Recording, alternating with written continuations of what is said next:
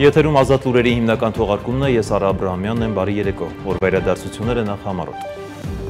Նիկոլ Փաշինյանն աշխատանքային այցով Թուրքիայում էր, որտեղ հանդիպել է Ռեջեփ Թայիփ Էրդողանին, քննարկել հայ-թուրքական հարաբերությունների կարգավորման գործընթացը, կայացել է նաև վարչապետի հանդիպումը տեղի հայ համայնքի ներկայացուցիչների հետ։ Թուրքիայի նախագահականի հաղորդակցության վարչությունը ևս մանրամասներ է ներկայացրել Փաշինյան-Էրդողան հանդիպումից, նշելով քննարկվել են Հարավային Կովկասում խաղաղության և երկխոսության գործընթացը, տարածաշրջանում զարգացումները։ Արարատ Միրզոյանը հեռախոսազրույց է ունեցել Եվրոպական հանձնաժողովի նախագահ ԵՄ արտաքին գործերի և անվտանգության քաղաքականության հարցերով բարձր ներկայացուցիչ Կայա Կալասի հետ։ Զրուցակիցները քննարկել են իրադրությունը տարածաշրջանում։ Բաքվի դատարանում շարունակվում են Արցախի նախկին բարձրաստիճան պաշտոնյաների շինծու գործերով դատական նիստերը։ Հերթական նիստում կրկին մեղադրանքներ են հնչել ռազմական գործողությունների, ականապատման, խաղաղ բնակչության դեմ հարձակումների ու այլ հարցերի վերաբերյալ։ Իսրայելական բանակը հարձակվել է Իսլամական հեղափոխության պահապանների կորպուսի Աշուրա ուսումնական կենտրոնի վրա, որի հետևանքով զոհվել է կորպուսի 4 անդամ, ևս 3-ը վիրավորվել են։ Օրվա միջազգային անցուդարձը։ Ավարտվել է 2020-ին Երևանում տեղի ունեցած զանգվածային անկարգություններին մասնակցած ևս 10 անձի վերաբերյալ քրեական վարույթի նախաքննությունը։ Նրանց նկատմամբ հարուցվել է հանրային քրեական հետապնդում, շաբաթվա քրեական քրոնիկոնը։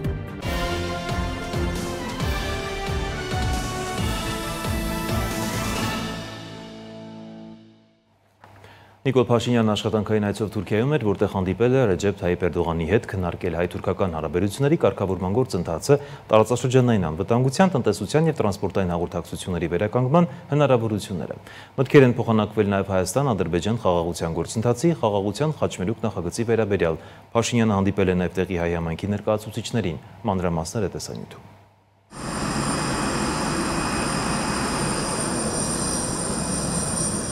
Հայաստանի վարչապետ Նիկոլ Փաշինյանն առաջին անգամ աշխատանքային այցով Թուրքիայում էր։ Այս այցով սկիզբ է դրվում հայ-թուրքական հարաբերությունների մի նոր փուլի։ Ստամբուլի միջազգային օդանավակայանում վարչապետին դիմավորել է Թուրքիայի արտգործնախարարի տեղակալ Պերիս Էքինջին։ Այցը տեղի է ունեցել թուրքական կառավարության հրավերով, ընդգրկելով քաղաքական, մշակութային և խորհրդանշական միջոցառումներ։ Հաշվի առնելով երկու հարևան երկրների միջև երկար տարիների լարվածությունը, փակ սահմաններն ու դիվանագիտական հարաբերությունների բացակայությունը, այցը նշանակալի էր, ոմանց բնութագրմամբ պատմական։ Ստամբուլի Դոլմաբահչե պալատում, որի ճարտարապետական աշխատանքներն իրականացրել են Կարապետ Բալյանը և նրա որդին Նիկողայոս Բալյանը, կայացել է Նիկոլ Փաշինյանի հանդիպումը Ռեջեփ Թայիփ Էրդողանի հետ։ Կողմերը քննարկել են հայ-թուրքական հարաբերությունների կարգավորման գործընթացը, տարածաշրջանային անվտանգության, տնտեսության և տրանսպորտային հաղորդակցությունների վերականգնման հնարավորությունները։ Մտքեր են փոխանակվել նաև Հայաստան-Ադրբեջան խաղաղության գործընթացի, Հայաստանի կառավարության խաղաղության խաչմերուկ նախագծի շուրջ։ Փաշինյանն ընդգծել է Հայաստանի հավատարմությունը տարածաշրջանում խաղաղության և կայունության ապահովման գործընթացին և շեշտել հարևանների հետ հարաբերությունների կարգավորման քաղաքականության շարունակականության իր հանձնառությունը։ Մենք եկել ենք Անկարա կամուրջներ կառուցելու, ոչ թե պատեր բարձրացնելու, սա կարևոր քայլ է մեր տարածաշրջանի կայունության և խաղաղության ուղղությամբ, ասել է Փաշինյանը։ Թուրքիայի նախագահ Էրդողանն էլ իր հերթին ընդգծել է, որ պատրաստ են անցյալի բեռը թողնել պատմաբաններին ու շարժվել դեպի ապագա։ Այսպիսով երկու երկրների ղեկավարները վերահաստատել են պատրաստակամությունը շարունակելու ուղիղ կապերն ու երկխոսությունը։ Հանդիպումից հետո Էրդողանը Փաշինյանին անձամբ է ուղեկցել մինչև ավտոմեքենան։ Մինչև Էրդողանի հետ հանդիպումը Նիկոլ Փաշինյանն այցելել էր նաև Անկարայի Աթաթուրքի հուշարձան, որտեղ ծաղիկներ էր դրել և գրառում կատարել պատվավոր գրքում, ընդգծելով խաղաղ հարևանության և փոխըմբռնման կարևորությունը։ Կարևոր էր նաև Փաշինյանի հանդիպումը Թուրքիայում գործող հայկական համայնքի ներկայացուցիչների հետ Ստամբուլում։ Վարչապետն իր խոսքում կարևորել է Թուրքիա կատարած աշխատանքային այցը, ընդգրկելով, որ այն իրականություն է դարձել վերջին շրջանում Թուրքիայի հետ ակտիվացած երկխոսության արդյունքում։ Արդեն բավական երկար ժամանակ մենք Թուրքիայի հետ ունենք ուղիղ հաղորդակցություն և սա կարծում եմ շատ էական և կարևոր պայման է, որ մենք կարող ենք մշտապես հաղորդակցության մեջ լինել և փորձել որոշակի օրակարգեր ձևավորել, քննարկումներ ունենալ։ Ես նկատի ունեմ ոչ միայն այն հանդիպումները, որոնք երկկողմ մակարդակում պաշտոնապես տեղի են ունենում, այլև եթե չասենք ամենօրյա, այնուամենայնիվ շարունակական և մշտական աշխատանք, ինչը չափազանց կարևոր է։ Ինչ բովանդակություն կունենա այսօրվա այցը, իհարկե ի տարբերություն նախորդող շրջանի, հիմա Թուրքիայի հետ մեր շփումները շատ ինտենսիվ են, Այնուամենայնիվ տարածաշրջանի եւ միջազգային զարգացումները իրենց ծավալով շատ ավելի մեծ են եւ ես կարծում եմ, որ առաջին հերթին այս այցը իմ դիտանկյունից եւ իմ պատկերացմամբ մեզ համար լավ հնարավորություն է, որպեսզի մենք Հայաստանի Հանրապետության դիրքորոշումները, այդ դիրքորոշումների նրբությունները, առանձնահատկությունները եւ լուծումների մասին պատկերացումները հնարավորություն ունենանք ամբողջական ներկայացնել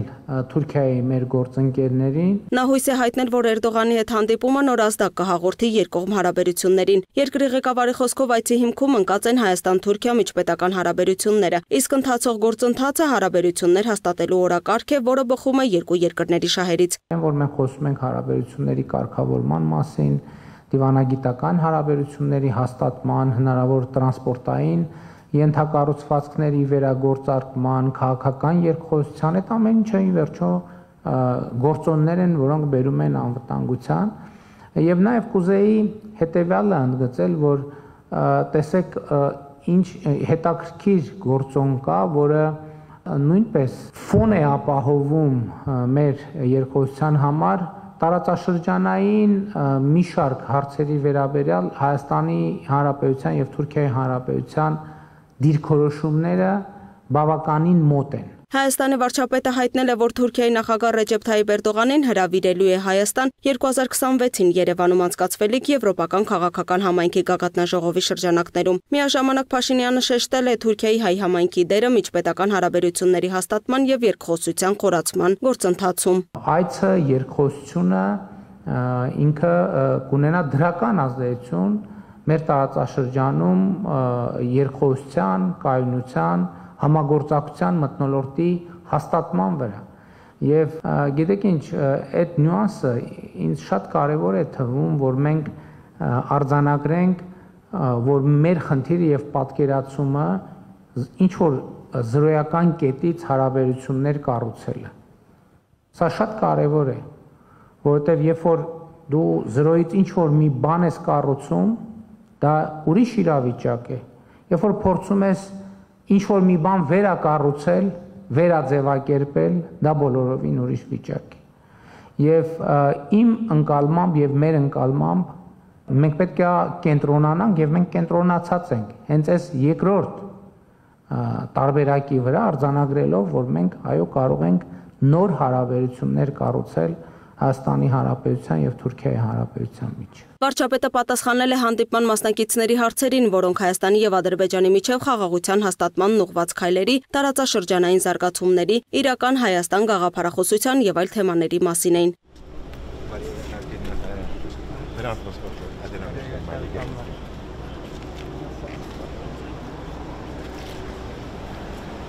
Փաշինյանն այցելել է նաև Սուրբ Աստվածածին Աթոռանիստ Մայր եկեղեցի։ Վարչապետին ուղեկցել են եկեղեցու խորհրդի ատենապետ Հրանտ Մասկաֆյանը, երկրորդ ատենապետ Մինաս Արսլանը, նաև եկեղեցունքից հայկական դպրոցի տնօրեն Քլոտիա Տեմիրը։ Վարչապետ Նիկոլ Փաշինյանը շրջել է եկեղեցուն մոմ վառել եւ ծանոթացել համայնքային կյանքի պայմաններին։ Նա եղել է նաև նախակրթարանում եւ հայկական դպրոցում, տեղում ծանոթանալով կրթական ծրագրերին եւ համայնքային նախաձեռնություններին, որից հետո էլ ծաղիկները խոնարել Կոմիտասի հուշարձանի մոտ։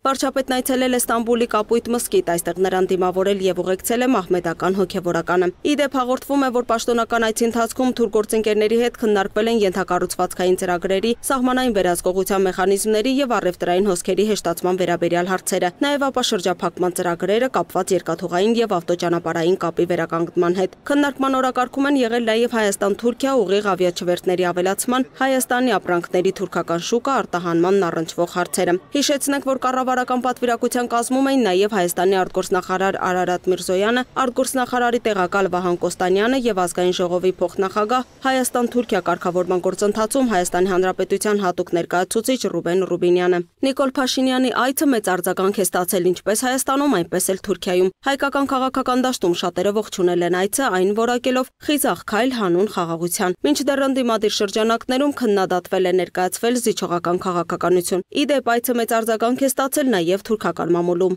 Լուսինե Գրիգորյան, Free News, Ազատ լուրեր։ Թուրքիայի նախագահականի հաղորդակցության վարչությունը ևս մանրամասներ է ներկայացրել Փաշինյան-Էրդողան հանդիպումից։ Ըստ պաշտոնական Անկարայի հաղորդակցության հանդիպման ընթացքում քննարկվել են Հարավային Կովկասում խաղաղության և երկխոսության գործընթացը, մեր տարածաշրջանին վերաբերող ներկազարգացումները, մասնավորապես Թուրքիայի և Հայաստանի միջև շփումները։ Նախագահ Էրդողանի ուշադրությունը հրավիրել Ադրբեջանի և Հայաստանի միջև խաղաղության բանակցություններում ձեռք բերված համաձայնագրի կարևորության վրա ներկայիս պայմաններում։ Նա հայտարարել է, որ Թուրքիան կշարունակի ամեն տեսակի աջակցություն ցուցաբերել տարածաշրջանի զարգացման ուղղված ջանքերին, ասվում է հայտարարության մեջ։ Հանդիպանը քննարկվել է նաև Թուրքիայի և Հայաստանի միջև հարաբերությունների կարգավորման գործընթացի շրջանակներում ձեռնարկվելիք հնարավոր քայլերը։ Փաշինյանը X-ի իր էջում գրառում է արել, անդրադառնալով Թուրքիայի նախագահի հետ Ստամբուլում կայացած հանդիպմանը։ Մանրակրկիտ մտքերի փոխանակում ունեցա նախագահ Էրդողանի հետ։ Քննարկեցինք Հայաստանի և Թուրքիայի միջև հարաբերությունների կարգավորման գործընթացը, տարածաշրջանային իրադարձություններն ու մշտական երկխոսության կարևորությունը։ Հայաստանը նախկինի պես հավատարիմ է տարածաշրջանում կայունության և խաղաղության կառուցմանը, գրել է նա։ Արարատ Միրզոյանն էլ հեռախոսազրույց է ունեցել Եվրոպական հանձնաժողովի փոխնախագահ ԵՄ արտաքին գործերի և անվտանգության քաղաքականության հարցերով բարձր ներկայացուցիչ Կայա Կալասի հետ։ Զրուցակիցները քննարկել են իրադրությունը տարածաշրջանում, այդ թվում անդրադառնալով Իրանին։ Մտքեր են փոխանակվել տարածաշրջանային կայունության ապահովման ուղղված ջանքերի շուրջ։ Հումանիտար հարցերի համատեքստում անդրադարձ է կատարվել երրորդ երկրների քաղաքացիների Իրանից Հայաստանի տարածքով տարհանման հնարավորությանը և արձանագրված ցուցանիշներին։ Արտաքին գործերի նախարարը և Եվրոպական միության բարձր ներկայացուցիչն անդրադարձ են կատարել նաև Հայաստանի ու Ադրբեջանի միջև հարաբերությունների կարգավորման գործընթացում վերջին քննարկումների։ Հայաստանը պետք է սթափ գնահատի իր անվտանգության ապահովման հնարավորությունները, այդ թվում կոլեկտիվ ձևաչափով ՌԻԱ Նովոստիի հետ զրույցում ասել է Ռուսաստանի Դաշնության ԱԳՆ փոխնախարար Ալեքսանդր Պանկինը։ Նա հաստատել է, որ Հայաստանի կողմից ՀԱՊԿ անդամավճարի չվճարման հարցը կարող է քննարկման դրվել 2025 թվականի դեկտեմբերի 31-ից հետո, սակայն դեռ պարզ չէ, թե ինչ ձևաչափով կամ ուղղությամբ կընթանա այդ քննարկումը։ Ավելի վաղ փոխնախարարը նշել էր, որ եթե Հայաստանը մինչև 2025 թվականի ավարտը չվճարի անդամավճարը, ՀԱՊԿ անդամ երկրները կարող են դիտարկել իրավիճակի զարգացման տարբեր սցենարներ։ Հայաստանը ավելի վաղ հայտարարել էր, որ սառեցնում է իր մասնակցությունը ՀԱՊԿ-ին։ Բաքվի դատարանում էլ շարունակվում են Արցախի նախկին բարձրաստիճան պաշտոնյաների շինծու գործերով դատական նիստերը։ Հունիսի 13-ին, 19-ին և 20-ին դատարանում հարցաքննվել են նախկին նախագահ Բակո Սահակյանը, Լևոն Մնացականյանը, Դավիթ Մանուկյանը և այլ անձինք։ Նիստերի ժամանակ մեղադրանքներ են հնչել ռազմական գործողությունների, ականապատման, խաղաղ բնակչության դեմ հարձակումների և այլ հարցերի վերաբերյալ, որոնք դատապաշտպանների և իրավապաշտպանների կողմից դիտվում են որպես հիմնազուրկ։ Ադրբեջանի զինվորական դատարանում շարունակվում են Արցախի քաղաքական և ռազմական ղեկավարության նկատմամբ հարուցված շինծու քրեական գործերով դատական գործընթացները։ Դատավարությունները, որոնք միջազգային իրավապաշտպան կազմակերպությունները որակել են որպես քաղաքական հաշվեհարդար, ընթանում են Ադրբեջանի իշխանությունների վերահսկողության ներքո և հիմնված են միակողմանի մեղադրանքների վրա։ Հունիսի 19-ին և 20-ին Բաքվում կայացած դատական նիստերին հարցաքննվել են Արցախի նախկին նախագահ Բակո Սահակյանը, Պաշտպանության բանակի նախկին հրամանատարի տեղակալ Դավիթ Մանուկյանը, նախկին հրամանատար Լևոն Մնացականյանը և այլ նախկին պաշտոնյաներ։ Դատավարությունները նախագահում է դատավոր Զեյնալ Աղայևը, իսկ մեղադրանքը ներկայացնում են պետական դատախազության ներկայացուցիչներ Տարանա Մամեդովան, Վյուսլավ Աբդուլայևը և Նասիր Բայրամովը։ Արցախի նախկին նախագահ Բակո Սահակյանը հաստատել է, որ մասնակցել է 2016 թվականի ապրիլյան քառօրյա պատերազմի վերաբերյալ Հայաստանի ազգային ժողովում ստեղծված քննչական հանձնաժողովի նիստին, ընդգծելով, որ դա եղել է իր կամավոր որոշումը։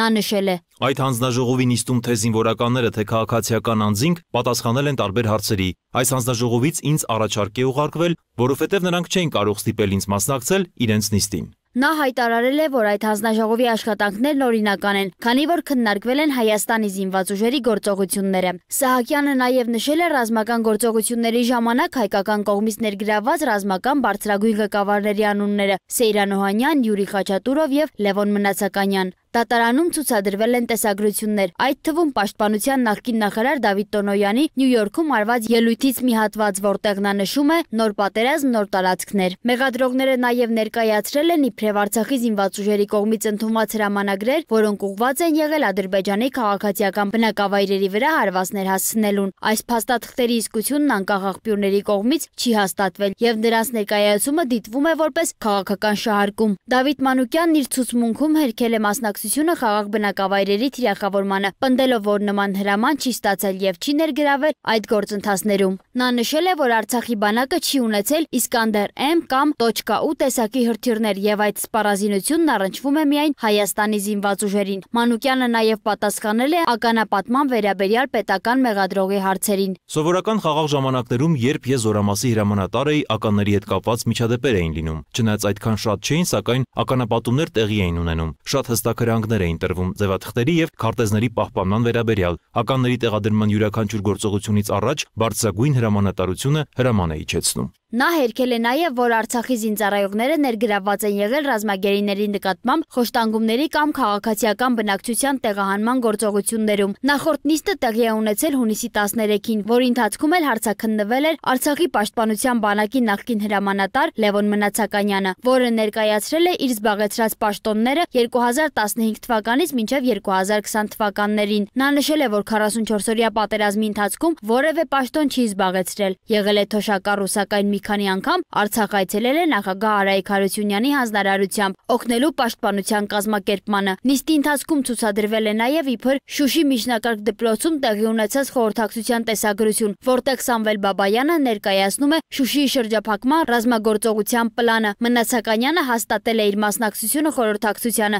նշելով, որ գործողությունը չի իրականացվել։ Տեսագրվել է 2020 թվականի նոյեմբերի 5-ին։ Խորհրդակցությունը անցկացրել է Սամվել Բաբայանը։ Նպատակներ փակել ճանապարհը Չանախչիի, Կարմիր տակի եւ Շուշիի ուղղություններով, սակայն հրամանատարները նշեցին, որ պատրաստ չեն եւ գործողությունը չիրականացվեց։ Արցախի նախկին պետնախարար Ռուբեն Վարդանյանի գործով դատավարությունն ընթանում է առանձին։ Հունիսի 17-ին տեղի ունեցած նիստում ըստ ադրբեջանական լրատվամիջոցների հարցաքննվել են մի քանի, այսպես ասած, տուժածներ։ Այս պահի դրությամբ պաշտոնական աղբյուրների համաձայն Բաքվում պահվում են 23 հայգերիներ։ Կարմիր խաչի միջազգային կոմիտեի ներկայացուցիչները հայտնել են, որ հունիսին կրկին տեսակցել են այդ անձանց, ուշադրության կենտրոնում պահելով նրանց առողջական վիճակը, պահպանման պայմանները եւ կապը ընտանիքի հետ։ Հայաստանյան եւ միջազգային իրավապաշտպան կառույցները բազմիցս դատապարտել են այդ դատավարությունները, համարելով դրանք Ադրբեջանի կողմից իրականացվող քաղաքական հետապնդումների մաս։ Դատավարությունների ընթացքն ու բովանդակությունը ոչ միայն հակասում են արդար դատաքննության միջազգային չափանիշներին, այլև սպառնալիք են միջազգային հումանիտար իրավունքների սկզբունքներին։ Ադրբեջանի իշխանությունները մինչև օրս չեն ապահովել գործերի հրապարակային, թափանցիկ եւ իրավունքի գերակայության համապատասխան ընթացքը։ Այս գործընթացները դիտարկվում են որպես ճնշման գործիք հետպատերազմյան տարածաշրջանային կարգավորման համատեքստում։ Վարդանյանի գործով հաջորդ նիստը նշանակված է հունիսի 24-ին։ Սոնա Գիշյան, Free News, Ազատ լուրեր։ Թողարկման այս հատվածում էլ շաբաթվա կարևոր եւ ուշագրավ զարգացումները քննարկել եմ անվտանգային քաղաքականության հետազոտական կենտրոնի փորձագետ Ռոբերտ Ղևոնդյանի հետ։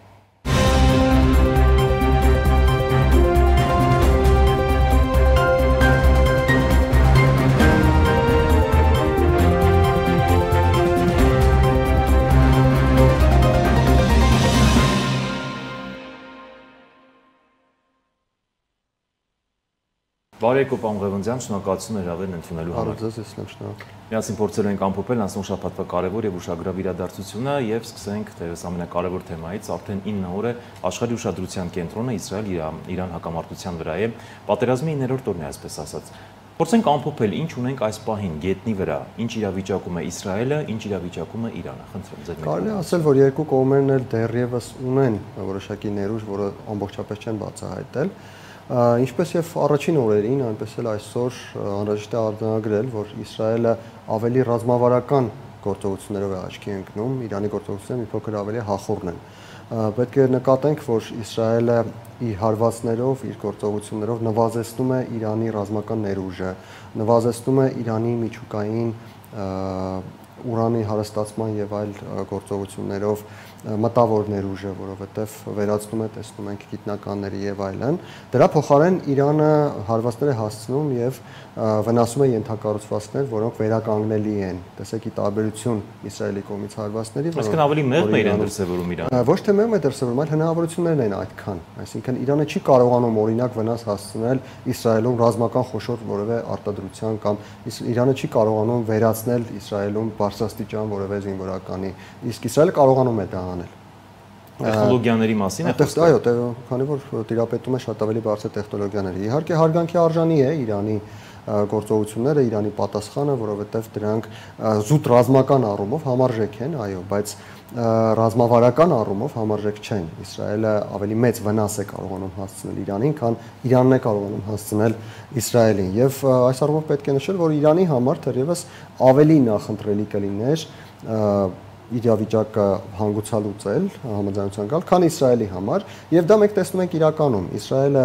հանդես է գալիս ավելի կոշտ, Իսրայելը ավելի շատ է փորձում այնպես անել, որ հարցը չլուծվի, Իրանը ընդհակառակը ավելի կառուցողական է այս հակամարտությունում։ Եվ ես կցանկանայի նաև Հայաստանի մասին խոսել այստեղ։ Հայաստանի համար եւս լավ կլիներ, որպեսզի իրավիճակը ինչքան հնարավոր է շուտ հանգուցալուծվեր, քանի որ տարածաշրջանում անկայունությունը ակնհայտորեն սպառնալիք է Հայաստանի Հանրապետության անվտանգությանը, եւ Հայաստանի համար դեռևս այս փուլում ամենալավը կլիներ չեզոք դիրքավորում ունենալ, ոչ թե այն պատճառով, որ Իրանը մեր բարեկամը չէ, իսկապես մեզ բարեկամ երկիր է Իրանը, ոչ թե այն պատճառով, որ Իսրայելը Ադրբեջանի գործընկերն է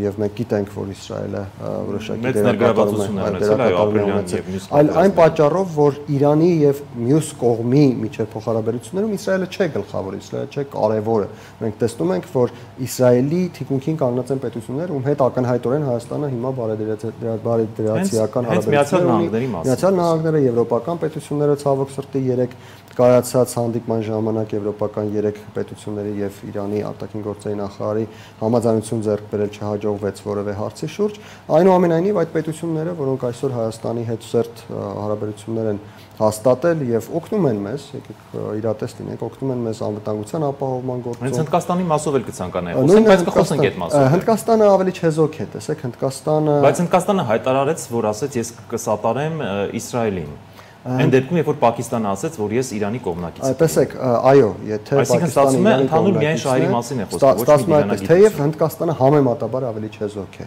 ի տարբերություն մյուս պետությունների, քանի որ Հնդկաստանը նաև իր նույն հայտարարության մեջ նշեց նաև, որ Իրանը եւս բարեկամական պետություն է իրենց համար, բայց եթե Պակիստանը ներգրավի, բնականաբար մենք կսատարենք Իսրայելին։ Այստեղ հարցը նրանում է, որ Հայաստանի համար ամենակարևորը այս խնդիրներից իր վրա խնդիրներ չքաշելն է։ Մինիմալ կորուստներով գոնե դուրս գա։ Կորուստներ ես չէի անվանի դրանք, թեկուզ դիվանագիտակ։ Եթե օրինակ այսօր այս պահին կանգնի այդ պատերազմը, Հայաստանը որևէ կորուստ չի ունենա։ Փաստացի մենք ոչ մի խնդիր այստեղ չենք ունենում,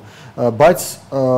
կարող են ունենալ կորուստներ, եթե օրինակ չեզոքությունը փորձեն խախտել, եթե օրինակ իհարկե առաջին հայտարարությունը ակնհայտորեն դատապարտել է Իսրայելին մի փոքր իմ կարծիքով շտապողականություն էր, բայց հետագայում Հայաստանը որևէ բան չի անում եւ ես կարծում եմ ամենաճիշտ դիրքավորումն է Իրանի ժողովրդի համար հնարավորություններ ստեղծել, խնդրեմ, եթե Իսրայելում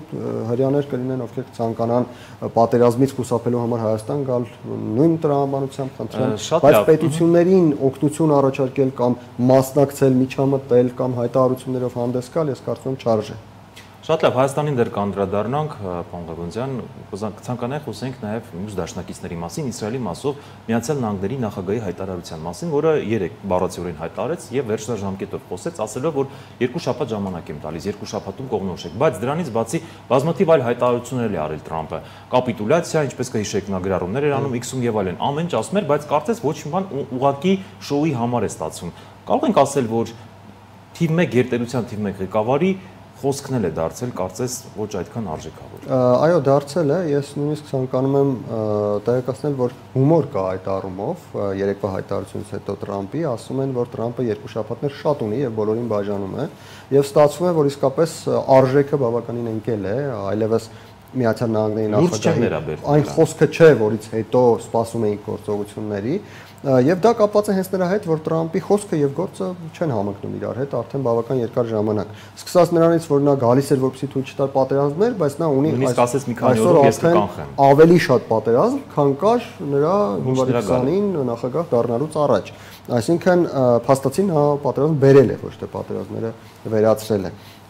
Եվ վերջացած նրանով, որ այդ 2 շաբաթները, ինչի մասին մենք խոսում ենք, Ռուսաստանին էր տրվել, Ուկրաինային էր տրվել, հիմա էլ Իրանին է տալիս, բայց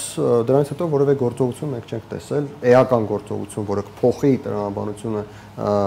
տեղի ունեցող իրադարձությունների մենք չենք տեսնում։ Տեսեք, ցանկանայի նաև խոսենք Իրանի Իսլամական Հանրապետության լրատվամիջոցներում շատ է խոսվում այս մասին, նրանց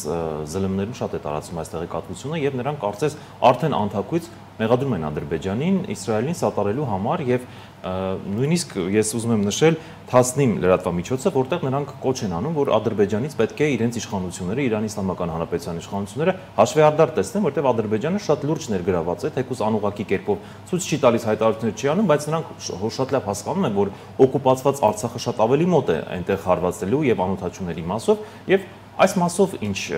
կանխատեսումներ կարող ենք անել։ Նշեմ, որ պաշտոնական Իրանը չունի այդ մտայնությունը, ձեր նշածները առանձին լրատվականների կամ փորձագետների կարծիքներ են։ Օրեր առաջ, 2 օր առաջ ես մասնակցում էի Իրանի դեսպանատանը, Իրանի դեսպանի կողմից հրավիրված հանդիպմանը, որի ժամանակ նա ներկայացնում էր իրավիճակը եւ մեր գործընկերների կողմից հարց հնչեց, արդյոք ինչպես են վերաբերում Իրանում Ադրբեջանի մասնակցությանը, Իրանի դեսպանը հիմնականում խուսափողական պատասխաններ տվեց եւ նա նշեց, որ մենք դեռևս չենք տեսել կոնկրետ գործողություն Ադրբեջանի կողմից, Ադրբեջանը բացարձակ չեզոք է, ի տարբերություն Հայաստանի արտգործնախարարության, իրենց արտաքին գործերի նախարարությունը բացարձակ չեզոք հայտարարություններ արել եւ ըստ այդմ կարծես թե Իրանում Ադրբեջանի հետ կապված որևէ մտայնություն, որևէ մտավախություն գոնե այս պահին չունեն, թեև ես չեմ կարծում Գուցե պաշտոնական մասում ցույց չեն տալիս։ Այո, ես չեմ բացառում, հենց դրան ուզում անդրադառնալ, չեմ բացառում, որ կան գործընթացներ, որոնք գնում են լատենտ, որոնց վերաբերյալ այս պահին մենք չենք կարող տեղեկություններ ստանալ, բայց Իրանի պես պետությունը դժվար թե հաշվի չառնի, որ թիկունքում կա մի պետություն, որից հարված կարելի է սպասել։ Խոսքը նրա մասին էր նաև, որ միթե Իրանը չէր հասկանում այն ժամանակ, երբ 44 օրյա պատերազմն էր, որ հետագայում դա իրենց դեմ է աշխատելու եւ այդպես էլ կարծես ստացվեց։ Այդ կանխատեսումը նրանք չունեին արդյոք։ Ես կարծում եմ Իրանում ունեցել են կանխատեսում եւ Իրանը չէր ցանկանա, որպեսզի պատերազմի արդյունքներն լինեին այսպեսին, բայց Իրանը հնարավորություններ չուներ այդ ժամանակ այդ պատերազմի վրա այնպես ազդելու, որպեսզի իրադարձությունները այսպես չզարգանան։ Քանի որ կհիշեք, երբ որ Ադրբեջանի տարածքից նաև հարվածեցին ուղղաթիռը նախագահի եւ նա մահացավ 30 տարի առաջ, երբ Հայաստանի վերահսկողությամբ էր, նման բաներ տեղի չէր ունենում։ Դա հասկանալի է, այո։ Ինչևէ, նաև շատ կարևոր այս շաբաթվա ընթացքում մի ինֆորմացիոն տեղեկատվություն տարածվեց, որին կուզենամ անդրադառնամ եւ ձեր կարծիքը լսեմ։ Իսրայելի բանակը 2 անգամ հրապարակեց իրանական հրթիռների գործողության շարաբղի քարտեզ, որտեղ Արցախը եւ Նախիջևանը հայկական էր։ Որքան էլ իրենք խառնված են, որքան էլ իրենք հողբոհի մեջ են, բայց երկրորդ անգամ նույն տեսքով այդ քարտեզը հրապարակելը կարծես ինչ-որ մեսիջ էր մեջ պարունակում։ Հատկապես այդ ժամանակ նման քարտեզներ անվանումները շատ նուրբ քաղաքական թեմաներ են։ Իսրայելը ինչ էր սրանով ուզում ցույց տալ։ Ես կարծում եմ դա կապված է Իսրայելա-ադրբեջանական հարաբերությունների հետ։ Ակնհայտ է, ինչպես ես նշեցի, որ Ադրբեջանը իրեն չի դրսևորում որպես այնպիսի դաշնակից, որը պարտքեր ունի, հաստատի Ադրբեջանը պարտքեր ունի Իսրայելի նկատմամբ, եւ Իսրայելում դա միանշանակ չեն ընդունում։ Նույն կերպ է օրինակ Ադրբեջանը հարաբերվում այսօր Ռուսաստանի հետ, ի տարբերություն Իսրայելի, Ռուսաստանը կարծես թե խրված լինելով Ուկրաինայում չի կարողանում շատ մեծ իր վրթովմունքն արտահայտել, բայց Իսրայելը, այսպես ասենք, ամենակիչը խրված չէ Իրանում։ Իսրայելը ընդհակառակը այս բանին փորձում է ավելի ընդլայնել իր գործողությունների ճակատը եւ կարող է նաեւ այդ ընթացքում կշտամբել իր դաշնակցին նրա համար, որ փոխադարձ ուրեմն բարեկիրթ չեն իրենց նկատմամբ, այնպես ինչպես իրենք եղել են Ադրբեջանի նկատմամբ, Հայաստանի նկատմամբ բոլոր գործողություններում։ Այսինքն սա ուղղակի ցույց էին տալիս, որ մենք ունենք դժգոհություն, մեր դժգոհությունը։ Ես կարծում եմ, այո, սա Իսրայելի կողմից հաղորդագրություն էր Ադրբեջանին, առ այն, որ գիտեք, իրականում խորհրդային կամ ռուսական դիվանագիտության այն ձևը, որ կարելի է հեռախոսը վերցնել, զանգել եւ հարցերը լուծել մեկը մյուսի հետ, ընդ որում դա չպիտի լինի հանրային, ինչի մեջ շատ են օրինակ մեղադրում մեր ներկայ իշխանություններին, որ դուք հանրային եք անում, չեք հանրային անում, մենք սովորենք, որ դուք պետք է զանգեք, դա աշխատում է Ռուսաստանում եւ աշխատում է Խորհրդային Միությունում։ Գուցե աշխատի նաեւ Ռուսաստանի եւ որոշ գործընկերների հետ ներկա հարաբերություններում, բայց քաղաքակիրթ աշխարհը վաղուց արդեն դրա համար օգտագործում է նմանատիպ միջոցներ։ Շատ լավ, նաև անդրադառնանք մի կարևոր այցի, որը երեք տեղի ունեցավ, Հայաստանի վարչապետը Ստամբուլում էր, որտեղ հանդիպեց Էրդողանին, Թուրքիայի նախագահին, նախ ինչպես է գնահատում նման այցերը, այս քաղաքական բարդ իրավիճակում արդյոք ճիշտ էր, որտեղ մի հասարակության մի լայն շերտ մտածում էր, որ չպետք է գնա եւ այլն։ Տարատեսակ վայրիվերումներով խոսակցություններ էր։ Արդյոք ճիշտ էր ստացված էր եւ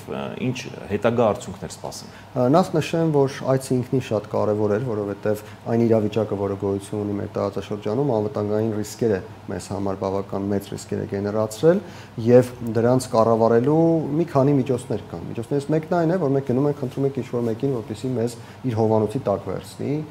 մինչև 2018, նույնիսկ մինչև 2022 թվականը դա Ռուսաստանն էր, դրանից հետո չկա այդպիսի պետություն, ես հուսով եմ, որ Հայաստանի իշխանությունները չեն էլ անի նման բան, կապ չունի թե ում Միացյալ Նահանգներին, Եվրոպային, Չինաստանին, թե նույն Ռուսաստանին չեն գնա խնդրեն, որպեսզի հովանոցի տակ վերցնի։ Դրա տարբերակներից եւս մեկն այն է, որպեսզի մենք կարողանանք ունենալ այնպիսի հարաբերություններ մեր հարևանների հետ, որպեսզի վտանգը, որը գալիս է նրանցից, որոշակիորեն նվազի։ Եվ Հայաստանի կառավարությունը կարծես թե այս ճանապարհն է որդեգրել,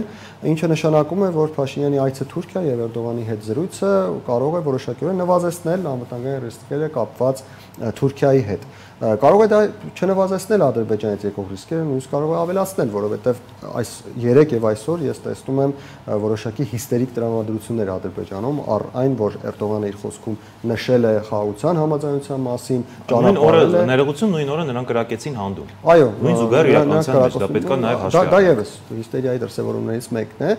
բայց խոսքում շատ ավելի հիստերիկ միտումներ կան, եթե ուշադրություն դարձնեք փորձագետների մոտ, բայց նաեւ իշխանական լրատվամիջոցների մոտ եւ կշռելով այսպես այս երկու իրավիճակները Թուրքիայից եկող վտանգների նվազեցումը եւ Ադրբեջանից հնարավոր վտանգների ավելացումը, ես կարծում եմ միանշանակ է, որ Թուրքիայից եկող վտանգների նվազեցման կշիռը ավելի մեծ է, այսինքն գնալ Թուրքիա նշանակում է, որ ընդհանուր անվտանգային ռիսկերը մի փոքր նվազում են, ինչը շատ կարեւոր է։ Ինչպես ասացի, այցի մասին այսքանը, բայց կոնկրետ բաղադրիչների մասին իհարկե շատ կարեւոր է մեզ համար, որ Էրդողանը նշեց հենց խաղաղության համաձայնագրի մասին, իր խոսքում նշեց խաղաղության համաձայնագրի մասին եւ կարեւորեց դա եւ դա ցույց է տալիս, որ ինչքան էլ որ մենք խոսում ենք թուրք-ադրբեջանական միասնության մասին Հայաստանի վերաբերող հարցերում, բայց կան առանձին բաղադրիչներ, որտեղ Թուրքիայի մոտեցումները մի փոքր տարբերվում են Ադրբեջանի մոտեցումներից։ Նման բաղադրիչներից մեկը հենց խաղաղության համաձայնագիրն է, օրինակ Թուրքիան ըստ ամենայնի ցանկանար, որպեսզի այդ համաձայնագիրը ինչքան հնարավոր է շուտ կնքվեր, բացվեին ճանապարհները, բացվեր տարածաշրջանը եւ Թուրքիան կարողանար օգուտներ քաղել։ Բացի այդ, կան նաեւ այլ բաղադրիչներ եւս, օրինակ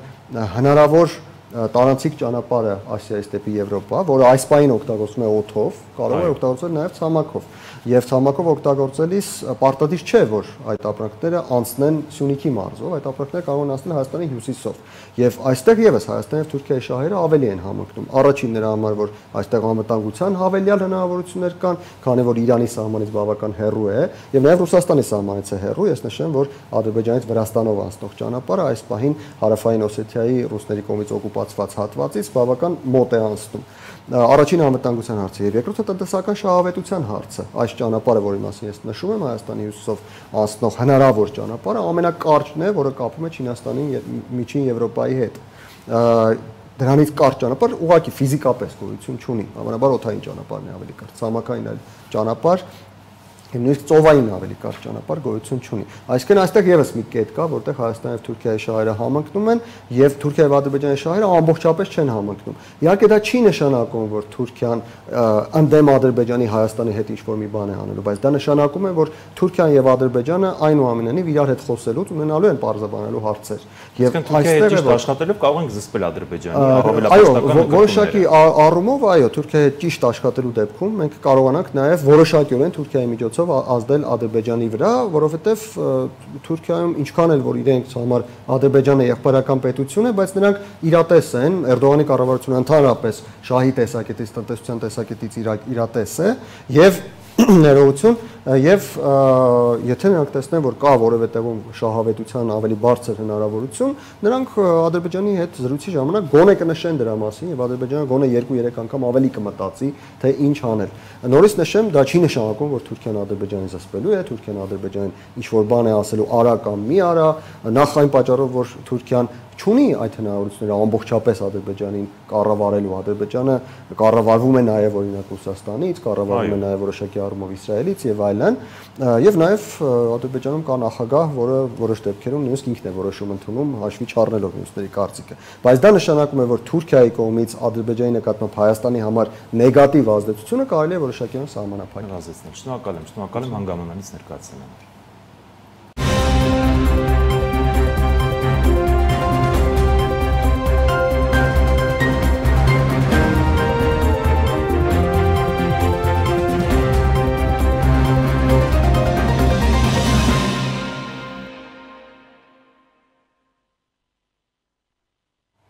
Շարունակում ենք թողարկումը ռուսական զինված ուժերի հարվածների հետևանքով Ուկրաինայի Դնեպրոպետրովսկի մարզում վնասվել են էլեկտրահաղորդման գծեր, գազատար, նաև մասնավոր տներ։ Պոլտավայի մարզի Կրեմենչուկ քաղաքը ևս հարձակման է ենթարկվել նախնական տվյալներով կինժալ եւ Իսկանդեր հրթիռներով։ Հետևանքների մասին չի հաղորդվում։ Պայթյուններ են լսվել նաև Օդեսայում։ Ռուսաստանի պաշտպանության նախարարությունն էլ հայտնել է ուկրաինական 5 անօդաչու խոցելու մասին։ Ռուսական ուժերը ակտիվ մարտական գործողություններ են անցկացնում Սումիի մարզի գրեթե 10 բնակավայրերում եւ առաջ են շարժվում ռազմաճակատի տարբեր հատվածներում։ Ավելի վաղ Ռուսաստանի Դաշնության նախագահ Վլադիմիր Պուտինը նշել էր, իրենց առջև դրված չէ Սումին գրավելու խնդիր, սակայն դա չի բացառվում։ Ուկրաինայի արտաքին գործերի նախարարն էլ այդ հայտարարությունը անվանել է անհարգալից վերաբերմունք խաղաղության հասնելու Վաշինգտոնի ջանքերի նկատմամբ։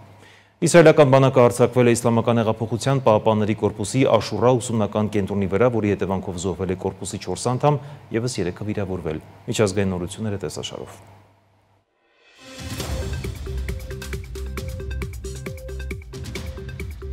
Ժնևում կայացել է Մեծ Բրիտանիայի, Գերմանիայի, Ֆրանսիայի եւ Իրանի արտգործնախարարների հանդիպումը, մասնակցությամբ նաեւ ԵՄ դիվանագիտական ղեկավարի։ Քննարկվել են Իրանի եւ Իսրայելի միջև աճող լարվածության դիվանագիտական լուծումները։ ՄԱԿ-ում ելույթ ունենալով Իրանի արտաքին գործերի նախարար Աբբաս Արաղչին Իսրայելի հարձակումները որակել է որպես ծանր ռազմական հանցագործություններ, մինչդեռ Իսրայելի դեսպանը կոչ է արել պահանջել Իրանի միջուկային ծրագրի դադարեցումը։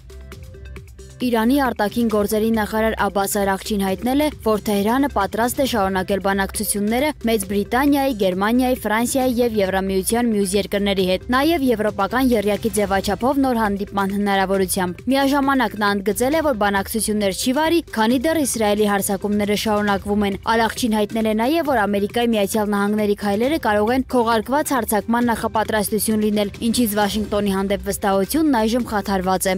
Իսրայելը սպառնում է հարվածել Թեհրանի պետական կառույցներին։ Իսրայելի պաշտպանության նախարար Իսրայել Կացը հայտարարել է, որ զինվորականներին հրահանգել է ակտիվացնել հարձակումները Թեհրանի կառավարական շենքերի վրա։ Պետք է հարվածենք ռեժիմի բոլոր խորհրդանիշներին, բասիջ աշխատազորայիններից մինչև հեղափոխական պահպանողների կորպուս, որոնք իշխանության հենարաններն են, ընդգծել է Կացը։ Իսրայելի բանակը հայտարարել է Իրանի տարածքում իրականացված նոր ավիահարվածների մասին հաղորդում է BBC-ն։ Հարվածներից մեկը հասել է Քում քաղաքին, որի հետևանքով զոհվել է 2 մարդ, ևս 4-ը վիրավորվել են։ Զոհվածներից առնվազն մեկը կապ ունի Իրանի միջուկային ծրագրի հետ։ Քումը նաև Ֆորդոյի միջուկային համալիրի տարածքն է։ Պայթյուններ են լսվել նաև Թեհրանում եւ Սպահանում, որտեղ տեղակայված է ռազմավարական միջուկային օբյեկտներ։ Ռուսաստանի Դաշնության նախագահ Վլադիմիր Պուտինը Սանկտ Պետերբուրգում հայտարարել է, որ Ռուսաստանը մշտապես կատարում է իր դաշնակցային պարտավորությունները, հատկապես Իրանի նկատմամբ, իսկ նրանց, ովքեր հակառակն են պնդում, նա սադրիչ է անվանել։ Նա ընդգծել է, որ Մոսկվան պաշտպանում է Իրանի խաղաղ ատոմ ունենալու իրավունքը եւ շարունակում է կառուցել ատոմակայաններ Բուշերում։ Պուտինն ավելացրել է, որ Ամերիկայի Միացյալ Նահանգների նախագահ Դոնալդ Թրամփն ու Իսրայելի վարչապետ Նեթանյահուն համաձայնություն են տվել չհարվածել այդ օբյեկտներին։ Ռուսաստանի ղեկավարը նաև հույս է հայտնել, որ Իսրայելի սպառնալիքները Իրանի հոգևոր առաջնորդին ուղղված կմնան միայն հռետորաբանության մակարդակում։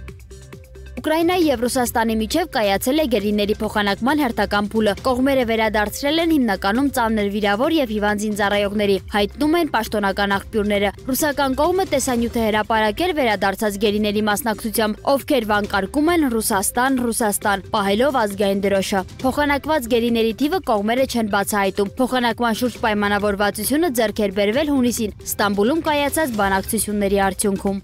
Ռուսաստանի նախագահ Վլադիմիր Պուտինը Սանկտ Պետերբուրգի միջազգային տնտեսական համաժողովում նախազգուշացրել է, որ Ուկրաինայի կողմից կեղտոտ ռումբի կիրառումը կլինի հսկայական եւ հնարավոր է վերջին սխալը։ Նրա խոսքով Ռուսաստանը հետևելով իր միջուկային դոկտրինային կպատասխանի հայելային կերպով եւ այդ պատասխանը Ուկրաինայի համար կարող է լինել աղետալի։ Պուտինը նաեւ նշել է, որ Մոսկվան չի պահանջում Կիևի կապիտուլյացիա, այլ ակնկալում է իրողությունների ճանաչում։ Լիբանանի հարավում Իսրայելի օդային հարվածի հետևանքով զոհվել է 1 մարդ։ Ըստ պաշտոնական աղբյուրների իսրայելական կողմը պնդում է, որ սպանվել է Հեզբոլահի ներկայացուցիչ։ Չնայած նոյեմբերին կնքած հրադադարին Իսրայելը շարունակում է հարվածները Լիբանանի տարածքում։ Բեյրութում ելույթ ունենալով Սիրիայի հարցերով ԱՄՆ հատուկ բանագնաց Թոմաս Բարաքը նախազգուշացրել է, որ Հեզբոլահի միջամտությունը Իրան-Իսրայել հակամարտությանը կլինի շատ վատ որոշում։ Ռումինիայի նախագահը երկրի վարչապետի պաշտոնում առաջադրել է 56-ամյա լիբերալ քաղաքական գործիչ Իլյե Բոլոժանի թեկնածությունը։ Բոլոժանը հաջորդ շաբաթ կդիմի խորհրդարանին վստահության քվե խնդրելով երկրի ծանր ներքաղաքական լարվածության եւ ֆինանսական ճգնաժամի շրջանում ղեկավարելու համար։ Ավարտվել է 2020-ին Երևանում տեղի ունեցած զանգվածային անկարգություններին մասնակցած ևս 10 անձի վերաբերյալ քրեական վարույթի նախաքննությունը։ Նրանց նկատմամբ հարուցվել է հանրային քրեական հետապնդում։ Քրեական վարույթը մեղադրական եզրակացությամբ ուղարկվել է հսկող դատախազին, այն հաստատելու եւ ըստ էության քննության առնելու համար դատարան ուղարկելու միջնորդությամբ։ Այլ անձանց վերաբերյալ քրեական վարույթի նախաքննությունը շարունակվում է։ Շաբաթվա քրեական քրոնիկոնը։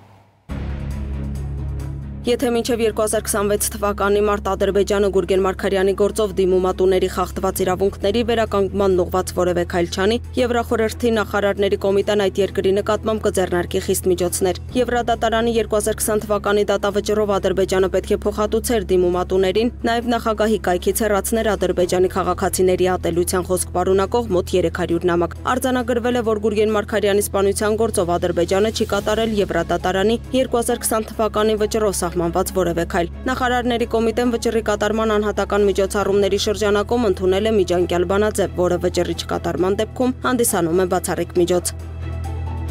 Ռուսաստանցի գործարար Տաշիր խմբի ընկերությունների նախագահ Սամվել Կարապետյանի պաշտպանությունը բողոք է ներկայացրել առաջին ատյանի դատարանի որոշման Կարապետյանի ձերբակալության դեմ։ Ըստ քննչական կոմիտեի Սամվել Կարապետյանը զանգվածային լրատվության միջոցներով հարցազրույց տալու ընթացքում հնչեցրել է իշխանությունը զավթելուն Հայաստանի սահմանադրությամբ չնախատեսված եղանակով Հայաստանի կառավարության լիազորություններին տիրանալուն ուղղված հրապարակային կոչ։ Սամվել Կարապետյանը հայց է ներկայացրել Ֆրանսիայի դեմ Տաշիր խմբի սեփականատերը միջազգային արբիտրաժային վեճ է սկսել կապված Կապ Մարտենիում իր 120 միլիոն եվրո արժողությամբ առանձնատան սառեցման հետ։ Ֆրանսիան պնդում է, որ առանձնատան իրական շահառուն Գազպրոմ նեֆթն է։ Ֆրանսիական դատարանը 2024-ին սառեցրել էր գույքի սեփականության իրավունքը, պատճառաբանելով, որ այն դուրս չի եկել ռուսական ընկերության վերահսկողությունից։ Վերաքննիչ քրեական դատարանն անփոփոխ թողեց Արցախի պաշտպանության բանակի նախկին հրամանատար Ջալալ Հարությունյանի վճիռը 5.5 տարվա ազատազրկումը։ Հարությունյանը մեղադրվում է Ցորի D20 դիվիզիոնի գործով անփույթ վերաբերմունքի համար։ Ըստ քրեական գործի 2020 թվականի հոկտեմբերի 12-ին հակառակորդի հարձակման ժամանակ նա հրետանավորներին ասել է, որ մոտեցողները յուրայիններ են։ Արդյունքում Ֆիզուլիի մոտ գտնվող Ջուվարլու գյուղում 20 զինծառայող է սպանվել հրետանու պետ Նորայր Հայրապետյանն էլ մինչև օրս անհետ կորած է համարվում։ Պաշտպանական կողմը չի ընդունում դատարանի վճիռը։ Սուրենավանի մանկապարտեզի մասնաշենքը վերադարձվել է համայնքին։ Սուրենավանի նախկին համայնքապետը 22 միլիոն դրամ արժողությամբ գյուղի միակ մանկապարտեզը ձևական աճուրդով օտարել է խնամուն 3 միլիոն դրամով։ Ավականին բավարարել է դատախազության միջնորդագիրը։ Սեփականատերը մասնաշենքը նվիրատվությամբ փոխանցել է Սուրենավան համայնքին։ Գյումրու երեխաների տանը հայտնաբերվել է 1-ամյա տղայի մարմին։ Ոստիկաններին ՊՈԱԿ-ի տնօրենը հայտնել է, որ երեխային մահացած հայտնաբերել են աշխատակիցները։ Արտառոց դեպքի Երևանում 17-ամյա տղայից պահանջել են 80,000 դրամ փոխանցել, որպեսզի նոր հաշվեհամար բացեն եւ որպես զոհվածի ընտանիքի անդամ հետ վերադարձնեն $4,000։ Այսքանը ցտեսություն։